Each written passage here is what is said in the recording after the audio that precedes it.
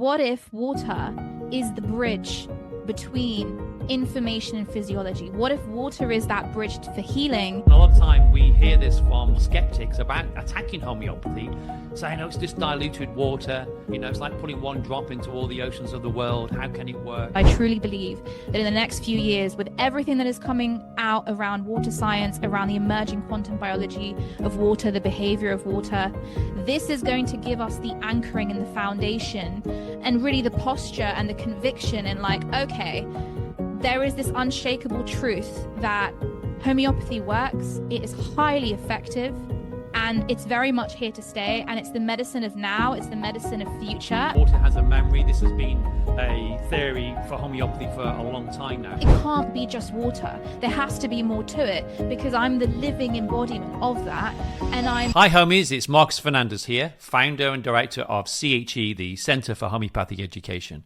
After 5 years of releasing a brand new podcast episode every single week, Eugenie is taking a well-earned break and has kindly asked me to look after the show and spend some time with you all. Over the coming weeks, I'll be bringing you some inspiring conversations with guests from across the homeopathic world and beyond, along with the occasional tasters from our CHE Pro membership library, what many of our members affectionately call the Netflix of homeopathy. Whether you're a seasoned practitioner, a student, or simply someone who loves homeopathy, I hope these episodes leave you informed, inspired, and reminded of the incredible potential of this medicine we all care so deeply about.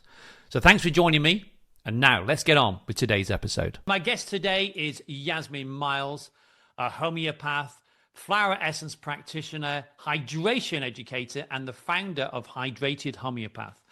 While studying for a degree in biomedical science, Yasmine discovered homeopathy and found it more than a system of medicine. She discovered a philosophy that would profoundly shape her life, her work, and her understanding of health itself. Driven by a deep curiosity about the nature of healing, Yasmine began exploring the fascinating relationship between homeopathy, water, and the human terrain. Her journey has led into the worlds of living water, coherence, frequency, vitality, and the emerging field of quantum biology. Today, Yasmine works with clients internationally. She leads workshops, speaks passionately about the intersection of homeopathy, hydration, and human well-being. Her work challenges us to think differently about what health really is and how we can cultivate greater vitality in our lives. In this conversation, we'll explore water as more than just a substance, the role it may play in healing, and how a deeper understanding of our inner terrain could transform the way we think about health. Please welcome Yasmine. Welcome, Yasmine. Amazing. Thank you for having me here, Marcus. I'm really excited to have this I'm conversation really with excited you. because homeopathy and water goes together. It's such almost an integral part of homeopathy for a long time. And there's many books and films made, just one drop. And often, a lot of time, we hear this from skeptics about attacking homeopathy, saying, oh, it's just diluted water. It's like putting one drop into all the oceans of the world. How can it work? It's a load of rubbish. And so it's really great to have you on it, because I know you are absolutely fascinated by water and what it can do and the whole properties of water. So I want to do a really deep dive into that. But before we do, just tell me, Yasmine, how did you discover homeopathy? What got into homeopathy? What was your journey? Because every homeopath has a story. Yeah, gosh, my journey. Well, to be fair, I was raised on homeopathy. I just didn't make the connection until I was deciding to become a homeopath, because my mum called it magic pills and she never called it homeopathy. So I never actually realized that I was taking homeopathy my whole life. And then, it was actually when I was in the middle of my biomedical science degree. I think I was in my second year. And I'd gone through some pretty deep personal health challenges as well. I was dealing with really severe PTSD. I was having daily panic attacks. I had IBS-like symptoms. It's you name it. I was really struggling with it at the time. And I tried all the conventional protocols. I was doing therapy. I was taking sertraline. I was taking all sorts of stuff, and nothing was shifting. And was that antidepressant? Yeah, but I was prescribed it for anxiety, but it can also be used as an antidepressant. It didn't actually shift things for me, because at the time as well, I would have between 2 to 5 panic attacks a day, and that was the biggest thing for me. I really wanted something to help with that, but nothing was. And then that's when I started. I mean, I didn't get to homeopathy straight away, but I actually initially I started with EFT, emotional freedom technique Mm, tapping. yeah, That very really good. helped. I got into Kundalini yoga, I got into breath work. I was like researching. I was basically trying to find something. How old were you Um, then, Yasmin? How old were you at that time? I was like 21, 21, 22 Mm. at the time. Yeah. And I just went down a rabbit hole trying to find everything. And then that's when I actually stumbled across homeopathy. And it was, I mean, I think now that I speak to so many people, a lot of people I think sometimes do come to homeopathy almost as a last resort. Yeah. And I thought, well, what have I got to lose? Like, I might as well just try this because nothing else is working. And I isn't that a have, common story, Yasmin? And it's yeah, like, I've yeah. tried everything else, last resort, nothing else is working. Let's try homeopathy.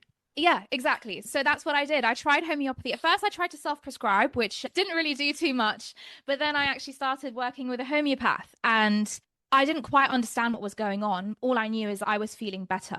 And I went from, having multiple panic attacks a day to then having some days when I wasn't having them at all. To then eventually, like, my bloating went down. I was able to eat food again.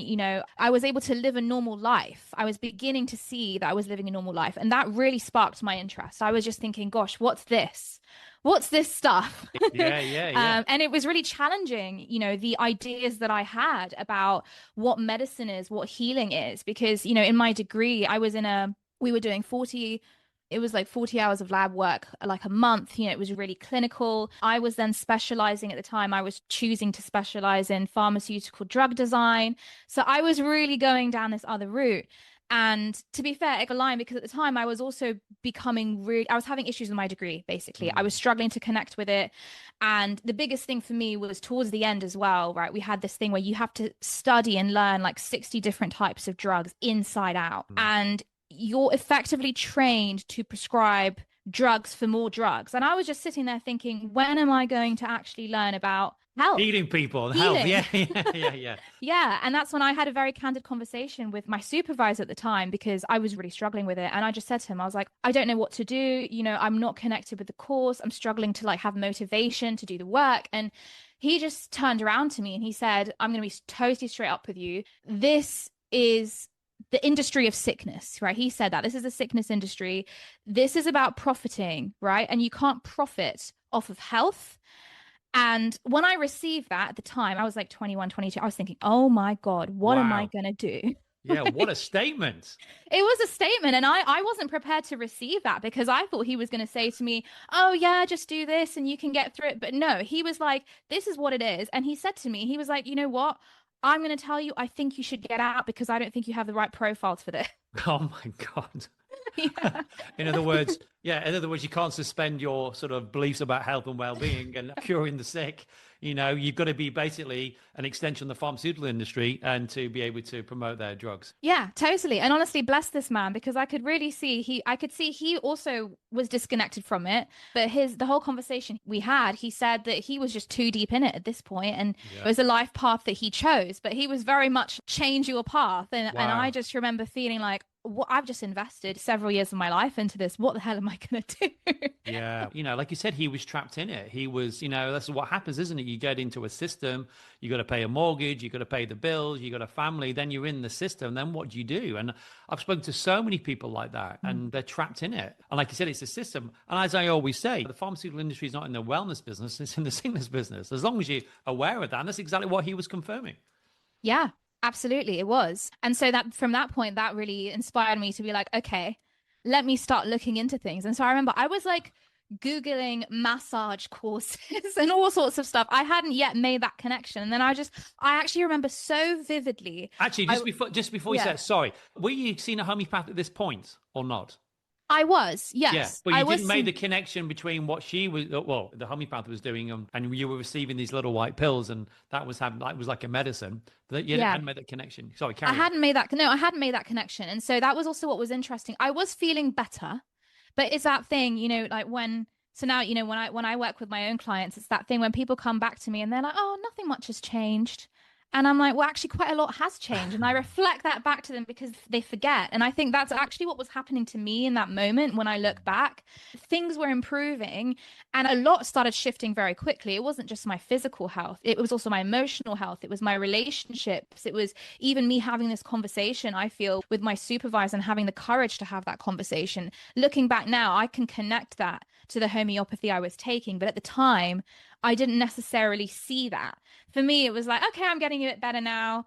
Yeah, my life's Yeah. changing. I still hadn't quite twigged that it was the But in a way, homeopathy. but that's a very common homeopathy. But in a way, it's Yeah. good because, like I said, homeopathy is a gentle system of medicine. So once you've removed the symptoms, people just get on with their lives. And I know that I've had the same with clients. People come back, how are you? I don't think I'm any different. Okay, how are your migraines now? Oh yeah, I think they're the same. Okay, when was the last time you had one? A couple of weeks ago? Oh right, because you were having them every other day before. And oh yeah, I suppose they are. Yeah. So it's once things go, we tend to get on with our life, which how it should be, shouldn't it? In a Yeah. way, no, yeah, it's how it Absolutely. should. Which is honestly the power of it, I feel as well. It's Yeah. that subtle, it's that drop in the ocean, right? That you were Yes. mentioning at the beginning. Exactly. And for me, it was very much the drop in the ocean. And it was just to not to go too deep into it, but like I was at a point where I didn't want to live, really. I mean, the way that I was behaving, I had very destructive behavior. I was drinking a lot, smoking a lot of cannabis. I was just really in a very dark space. And basically I almost had no will to live in a way. Not like I wasn't actually a harm to myself, but I was in a very dark place. And then for me to go from there, just through the homeopathy, to actually start participating in my life again, and looking for Yeah. something and actually having that spark. I mean, that was incredibly powerful, but I think I wasn't able to make the connection, you No. know?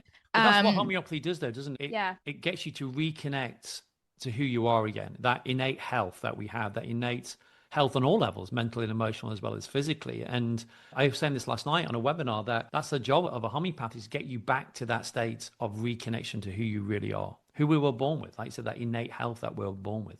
absolutely. Yeah, it returns us to our original blueprint. Yeah.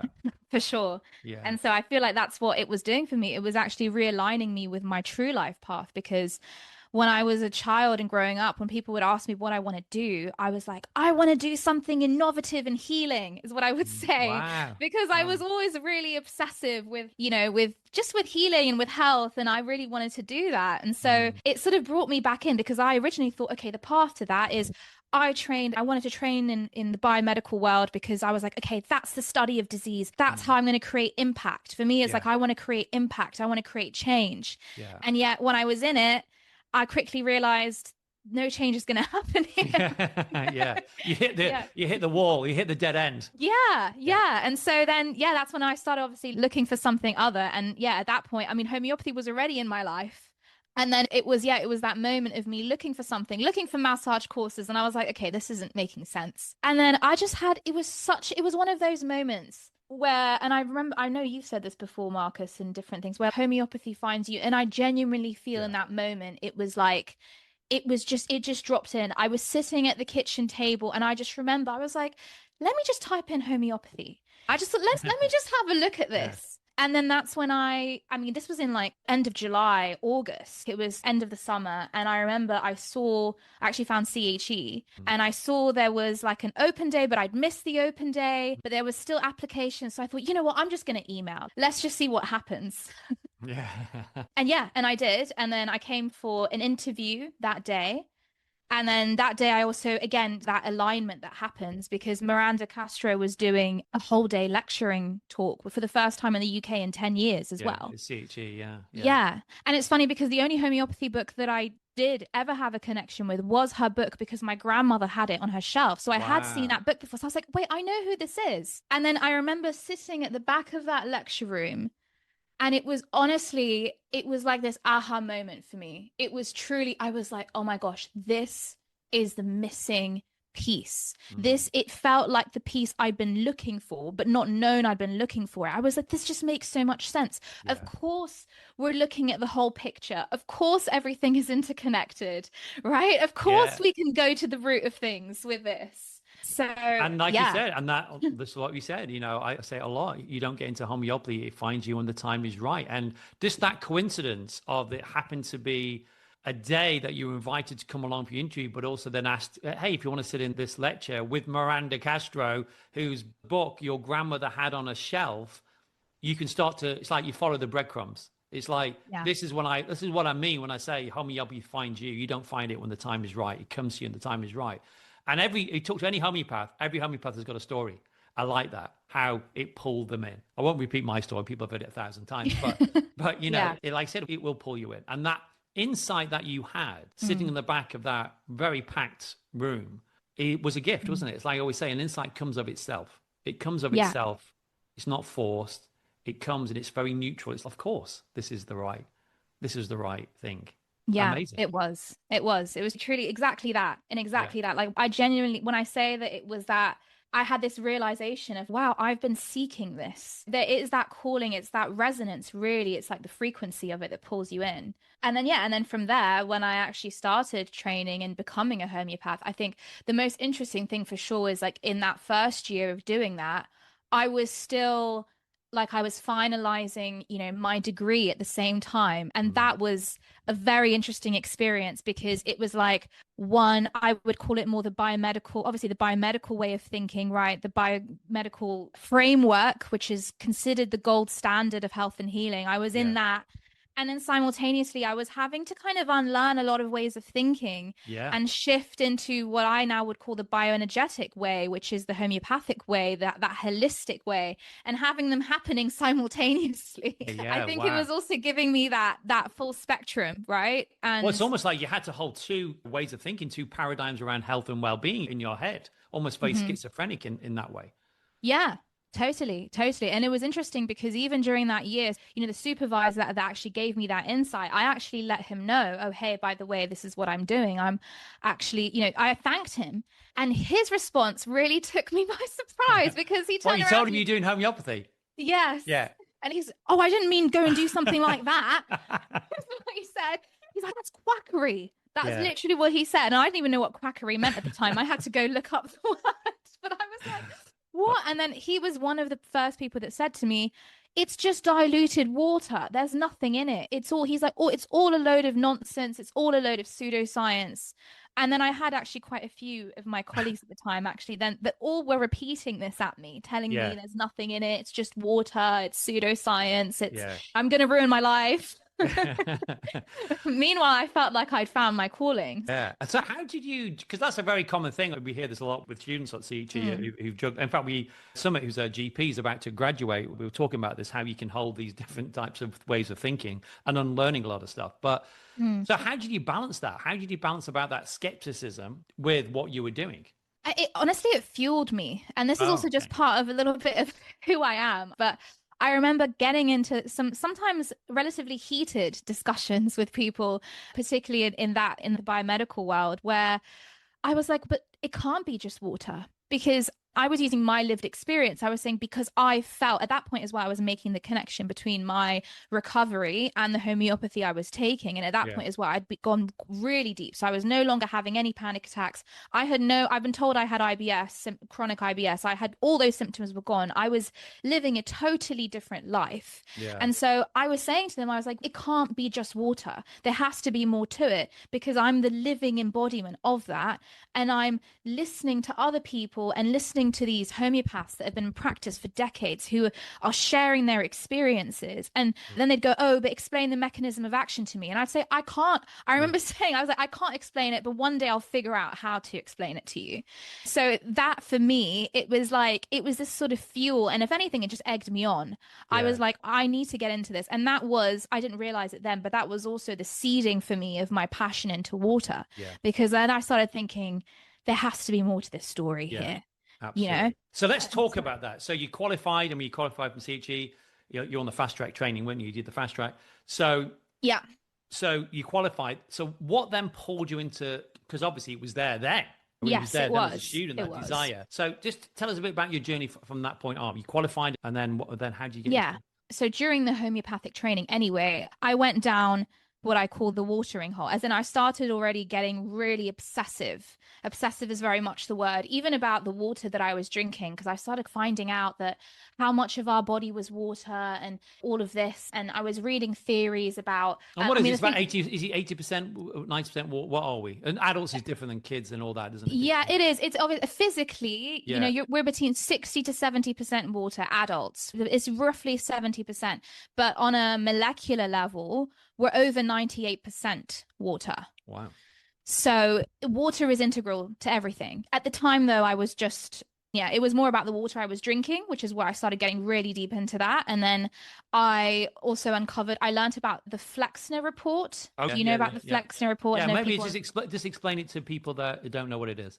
Yeah, so the Flexner report, so it was a report commissioned in 1910 by J.D. Rockefeller and the Carnegies, where basically they got Mr. Flexner to go around to all of the hospitals, all of the health institutions to assess.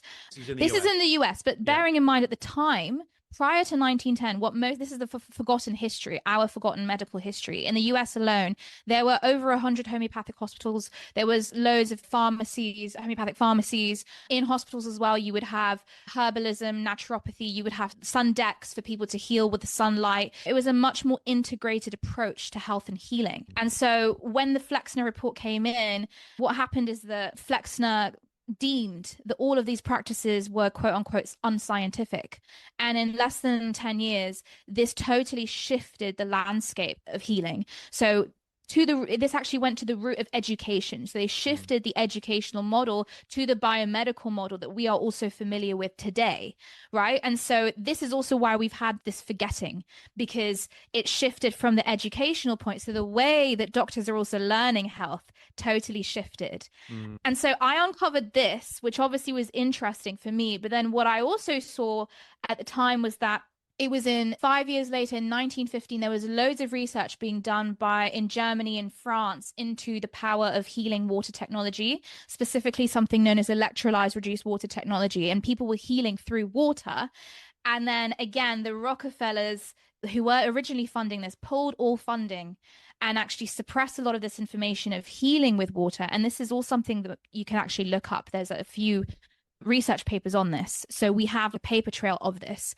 And so that was really interesting to me, that at that point, there was a way to heal, and they were showing curative effects in over 40 different disease models. And they decided to totally remove that information.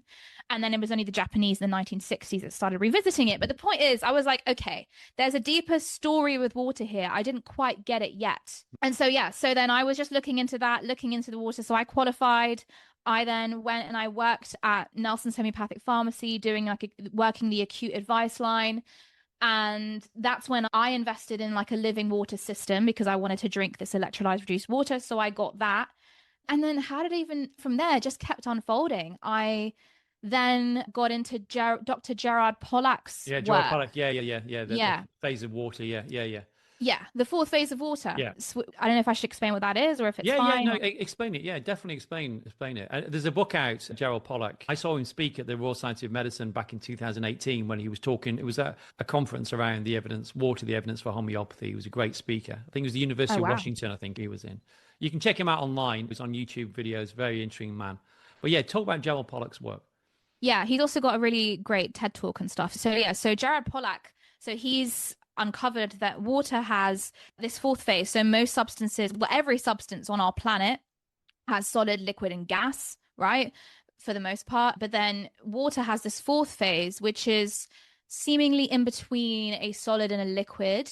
It's also known as exclusion zone water, or EZ water. So this phase, it forms adjacent to hydrophilic surfaces, so water loving surfaces. And it has these properties where it's highly ordered. So it literally forms like a honeycomb-like structure, like a kind of like a liquid crystal. It excludes all solutes. It has this net negative charge. And this is actually what's interesting about this is what is now being uncovered is that this very structured water, this highly organized water, it exists in a cell-bound state, and it lines all of our proteins, all membranes, all cell membranes in our body, all our DNA, our mitochondria, our fascia. It effectively forms what is being termed this body-wide water network within Mm. us. And this is the thing, right? So this exclusion zone water, this fourth phase water, it responds to infrared light. And so this is where I've made that connection where people that, obviously people using a lot of infrared light. Hey, I'm a big fan. Yeah. Well, Infrared, near infrared lamp, either sauna or I've got an infrared, near infrared panel. Phenomenal. yeah, that increases your structured fourth phase water in your body. That's Wow, what didn't it's know doing. that. Didn't know that. Yes, Yeah. that's amazing. Yeah, Yeah. yeah, that was Yeah. great. No, Yeah. that's why I I feel mean, good. That's why I feel good when I exactly. use it. It's what you feel good. And I But forget not only actually that, let me just say about these red light panels. yeah. Our whole family uses it now, and the cat will lie in front of it, the dog will lie in front of it. It's like there's almost naturally they're attracted to. As soon as that light's on, they're in there. And Yeah. so isn't that fascinating? But carry Well, on. they can feel that. They They can can feel feel it, it. right? Yeah, This is yeah, and this yeah. because this is the thing. So this cell-bound structured water, it's not stable in the sense that it can degrade, and there's different things that can degrade it, like electromagnetic frequencies, different toxins in the environment, and it actually behaves in a really intelligent way in the body. So say if we have an area of inflammation, for example, which can be categorized also as a loss of electrons or whatever, the cell-bound structured water, the negatively charged water in our body is sent there because it's negatively charged. It has free electrons. So it actually helps to reduce this inflammation in the body, which is why it can diminish. So then when you have something like infrared light, it can increase that. And there's also been a really interesting study. I forget the actual name of it, but it was only a few years ago, really, where they started looking at the impact of glyphosates, so like pesticides and like different stresses, different toxins. And the common thread that they found is that exclusion zone water, it diminishes in response to all of these things that we know aren't good for us, but it also then increases in response to light and that sort of thing. Yeah, So amazing. yeah, so it's amazing, right? This literally, we're still uncovering everything this does in our body, but it actually also behaves like a battery in our body. And Gerard Pollack has also very much compared it to plasma, right? Which is that fourth state of matter that we find within the universe. And Oh, so not blood plasma, not no, no. Yeah, No, plasma. like actually like plasma from the sun, it's that Yeah. kind of very charged energy. He compares it to that. I mean, it is also a bit like plasma generally the way it works, because this is the interesting thing, right? If you think about our computers, our phones, whatever it is, they're all powered by crystal technology. Yes. And so the way that the structured water is in our body, it's like a liquid crystal. I often say we're like walking liquid crystals. And so that's where it also starts. The conversation deepened for me, or the thought process deepened for me of like, okay, maybe there's something more here in the sense of crystals store information, right? Frequency is information. So maybe this is, and this is also one of the theories, maybe this is how our body is storing information, is storing memory, right? Storing memory in the water, because we have proven that water has memory. And this is where it started deepening for me of like, okay, maybe this has a correlation, a connection with how homeopathy is working with the body and in the body. On that level. So, Yeah. so with that, just explain that a bit more. Because, like you said, yes, water has a memory. This has been a theory for homeopathy for a long time now, hasn't it? I think was it Jacques Benaviste and Yeah. Let's get into that actually. and Luc Montagnier, who won the Nobel Prize, joint Nobel Prize winner for the discovering the HIV virus. He continued Jacques Benaviste's work, didn't he, until he passed. So yeah, talk a bit about that. Yeah, let's talk about that, because I also want to note that it's no longer a theory. Like Okay. it's very much a fact now that water holds memory. So Jacques Benveniste, he pioneered this work. He was an immunologist, and he basically prepared immunological cells in a homeopathic way. So there was no material dose left. And what he found is that the liquid with the diluted and succussed cells was still exhibiting biological action. Right, there was still biological action happening, even though there was nothing physically there. Now, the issue with Jacques Benveniste's work is that many people struggle to actually replicate his work. So his work was largely dismissed. But then with Luc Montagnier, he then was the one that really essentially proved that water holds memory, because he, again, what he did is he got DNA and he prepared DNA in a homeopathic way, meaning that he diluted it and succussed, which is vigorous shaking, right? And to the point that there was no physical DNA left within the solution. However, they then used electromagnetic frequency reading devices, and the solution was still transmitting the DNA sequence with 98% accuracy.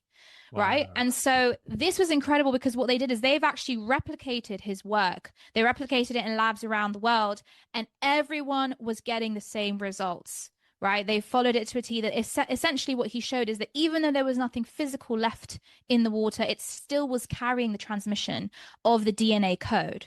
Okay, Right. so yeah, so I just want to ask a question around actually this little side note here that Dr. Alexander Tonnier, one of our CHE graduates who founded the Homeopathic Research Institute, he worked with Jack Benaviste. He worked in his lab. Wow. So this is really, I think, a really important point. So this is not for everybody to listen. This is not just about dilution, right? It's Yes. about dilution and it's about succussion. Because I remember at this conference, again, you can listen to this on YouTube. It's called Water, the Evidence for Homeopathy. I think that's what it's called. But it's at the Royal Society of Medicine. If you search in YouTube, you'll see all the different lectures. And Luc Montagnier was speaking there as well as Gerald Pollack.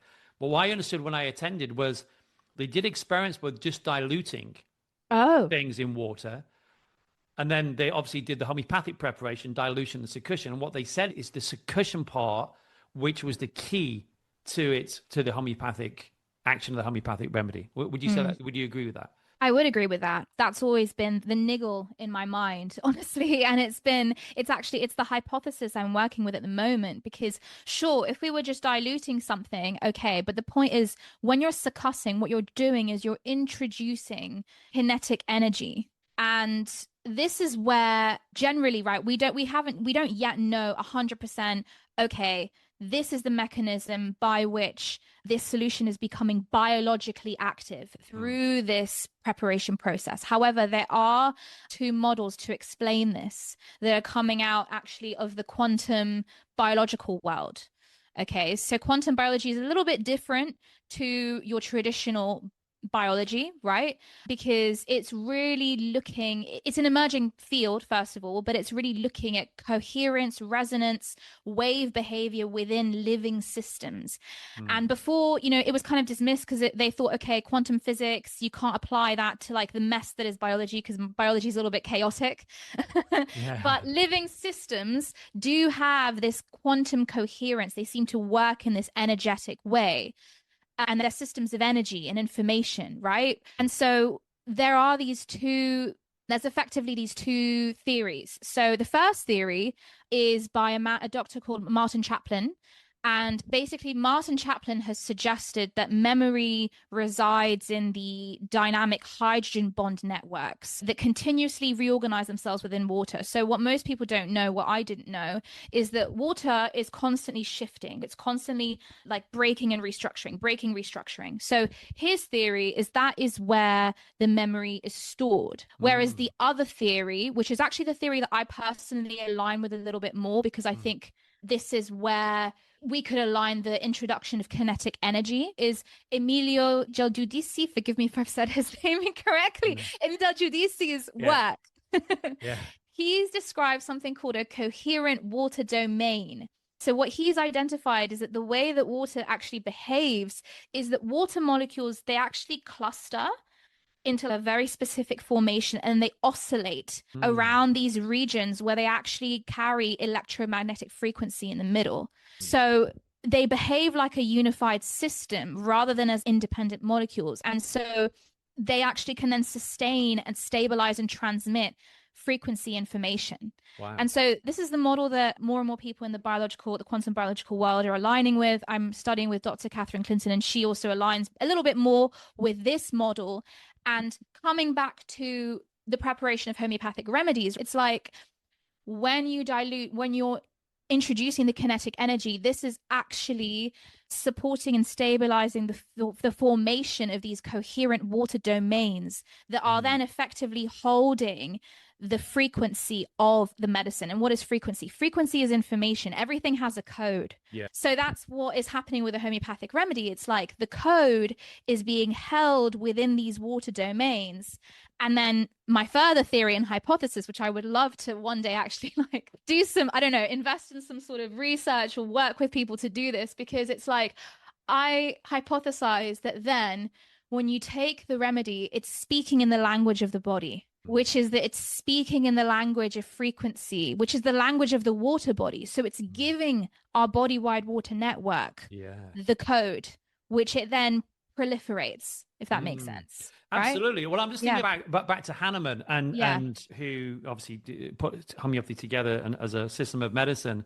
And towards the end of his life, and in fact, when he passed away, all they found was LM potencies. And he thought he talks a lot about water.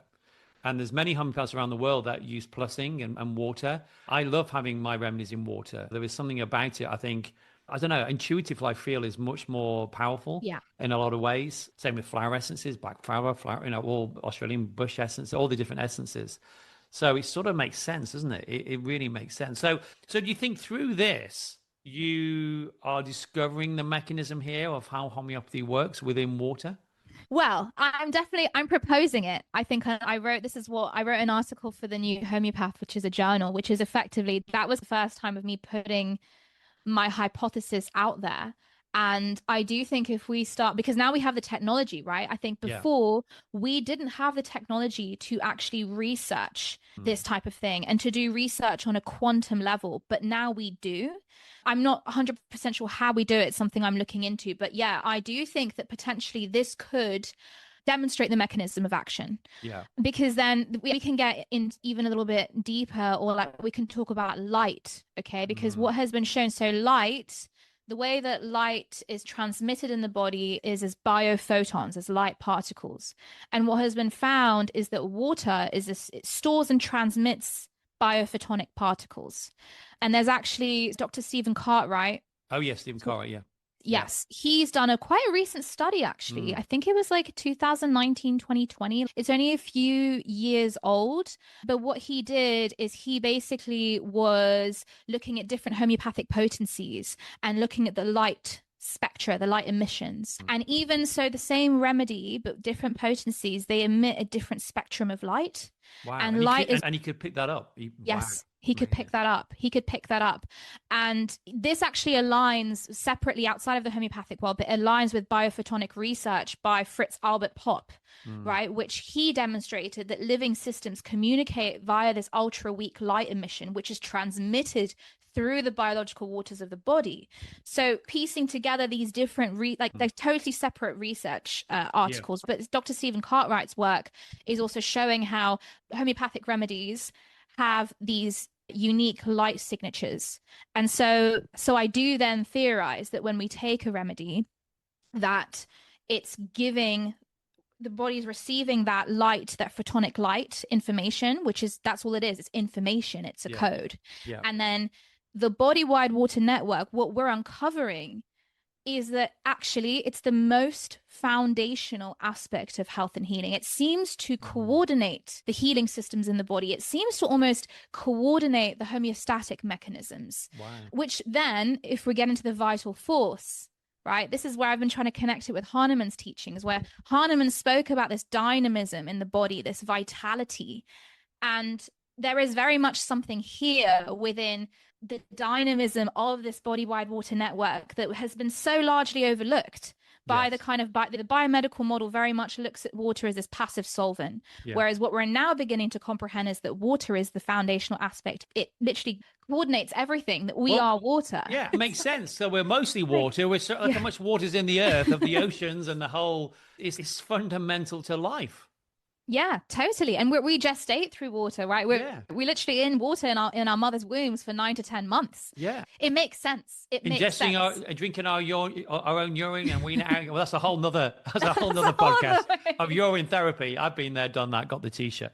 But yes, you're right. It's such when you think about, I always think life is simple. Life is always simple, I think. And when you go back to the simplicity, like water, like going out, grounding yourself on the ground with your bare feet, these very simple things that you can do, which don't cost anything, are often to me where the truth and wisdom always lies. And you're going back to nature, aren't you? You're going back to that. I'm Yeah. a big fan of Victor Schauberger and Oh, Living yeah. Water. Anybody has never read his work, please find his work. Victor Schauberger, amazing work. That was, I think, in the 1930s, I think, in 1920s, 1930s. Yeah. But yes, Mhm. I think it's these things that are very simple, that's where the truth lies. And what could be Mm. more simple than actually that? The memory, the homeopathies, the mechanisms are in the memory of the water, which is inside of us. Yeah. And isn't this just so beautifully homeopathic in the sense that we are literally returning to that original blueprint? We're Yeah. peeling back those layers and we're getting to the simplicity because homeopathy inherently, it can be so simple. It is so But it is simple. simple. We It is complicate it. simple. We complicate Yeah, it, yeah. but it is We complicate simple it. as that. And yeah, I also just want to be clear that I'm not, even what I've suggested today, I'm not saying this is the definitive way. This is exactly what's happening. It's more just I think it's a very coherent and biologically plausible hypothesis Yeah. of how not only how homeopathic remedies actually have the power that they do, but then how they are interacting with our body. And specifically, right, is something that I'm always, especially when working with a new client, I'm very clear about the fact that it's not the remedy that's doing the healing. No. Right. You are doing the healing. Your body is doing the healing. The remedy is simply there as that spark, as that ignition, as that Yeah. reminder. The And so key to the lock. Yeah. that's it. That's it. Because sometimes our biosystem does get stuck. And so it reaches that locked door and it's like, where's the key? Where's the map? Yeah. And so this is where the remedy comes in. And the remedy, it's like, it's that code, it's the key code to unlock it. And if you think about it through the lens of water, the remedy is this light information. It's information and it's just giving your Mm. body the like, oh, okay, now I have the Now I information to remember. do this. Now I remember, Yeah. and it unlocks the body's own memory, the water body's own memory, and then the water body proliferates that Yeah. throughout. Absolutely. So what comes to mind is the book I had I think it was I think it was my grandmother's, called The Water Babies, and these beautiful pictures of this very old book. But yeah, it's like I said, it's gentle. Water is gentle. Yes, water can also be a raging torrent, but Mm. it's very gentle. And yeah, it's really, I find it fascinating. And like I said, it's the difference when we talk about systems of health. The key, the medicine is all powerful, which it is on the body because it's trying to control the body, trying to suppress the body when it's Mm. got symptoms. That's the pharmaceutical and allopathic model. Whereas the homeopathic model is the remedy is the key. And it's just a key. It's just like a key to a Ferrari. The key itself is not powerful. It's Yeah, just a key. But that that's interaction, it. as you said, with the ignition and then the engine roars, which is the vital force, the chi, the prana, whatever you want to call it, that's where the power lies. We've already got it. And I think that's incredibly empowering for anybody listening that, and I say this to my patients all the time, you've already got it. You've You already do. got it. We've You just got do. to stimulate it, tap into that, and let the body do its rest. So, yeah, amazing. Yeah. Yeah, absolutely. So, It's any so final words there as we come to an end? Yasmin, we could talk about this for hours and hours, we could, and I'm going to yeah. get Yasmin to do some webinars, especially for the homeopathic community, because I think it's so crucial, where she'll go much more in depth around all this. But any final Mhm. words to say to anybody listening? Because people, practitioners, there's people just interested in homeopathy, Yeah. students of homeopathy. Any closing words around this, just to finish off? Yeah, I suppose I'll speak to the different groups here that are listening, wherever you are in your journey, whether you are new to homeopathy or interested or actually deep in it as a homeopath. I think the first thing really is just to echo Marcus's words and remind you that everything that we need is already within us and is also here on this planet, right? We have all the tools, all the remedies that we require to heal ourselves. We're actually returning to the original way because the biomedical model has really effectively only been around for just about 100 years. And we're actually returning to the way of truly listening to the body because that's really what the body is. The body is just trying to communicate with us through these symptoms, which are just signals of communication. And when we actually tap in and listen, so much healing takes place. And the most incredible thing is that we are effectively what I like to think of as walking liquid crystals. Yeah. And water is this structured, coherent, light responsive, and it's energetically active. And what I'm really, especially if you're a practitioner, what I would really love for you to sit with, take away, reflect on is that what if water is the bridge between information and physiology? What if water is that bridge for healing and Yeah, there's never been a more exciting time, I think, to get into homeopathy or to be a homeopath, because I truly believe that in the next few years, with everything that is coming out around water science, around the emerging quantum biology of water, the behavior of water, this is going to give us the anchoring and the foundation and really the posture and the conviction and like, okay, there is this unshakable truth that homeopathy works. It is highly effective and it's very much here to stay. And it's the medicine of now, it's the medicine of future. And ultimately, it's the medicine that can heal so much within us and so much in the future generations to come. And yeah, it's just as simple as that. It's such a simple, beautiful medicine. So I just wanted Absolutely. to drop that in because Yeah, it's thank you, amazing. Yasmin. And Yeah, yeah. thank you, Yasmin. I think that was great, and you just remind me of my teacher, mentor, friend, Dr. Robin Murphy, who would say, "Marcus, homeopathy is the medicine of the people. You know, everybody Mhm. needs to know about it." And in the world that we're living in at the moment, homeopathy, the world needs healing more than ever, and the world needs homeopathy. So, thank you, Yasmin. That was Absolutely. a fantastic conversation here, and we'll put in the show notes where you can get in touch with Yasmin if you want to further the conversation or carry on the conversation. And thank you everybody for Yeah. listening, and Thank take care. you. Thank you, everyone. Thank you, Marcus. Thank you. Take care.